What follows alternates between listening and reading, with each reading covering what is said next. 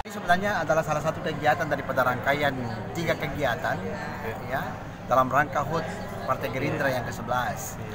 Ya, yang syukuran, doa dan syukuran ya akan dengan anak yatim, terus kegiatan senam bersama seluruh pengurus dan calegnya, dan yang ketiga adalah kegiatan pembekalan ya.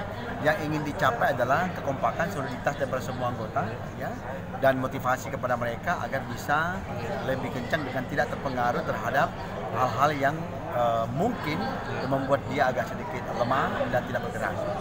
Oleh karenanya saatnya kita sampaikan bahwa sisa 67 hari tidak ada waktu lagi untuk tidak sosialisasi, menyapa warga dan mengajak mereka serta mengawal sampai detik. Apa langkahnya DPD Gerindra, Pak Ketua? Ini kan kita mendeteksi tadi ada sejumlah caleg yang tinggal di rumah, yang hanya tinggal di rumah, hanya pasang APK, tidak melakukan sosialisasi.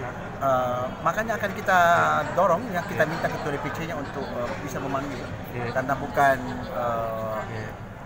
mencaleg itu bukan hanya untuk membikinkan dia jadi caleg, tapi kita mendorong dia agar mengurus bagaimana bertemu rakyat, mengajak rakyat untuk memilih Prabowo dan Sandi.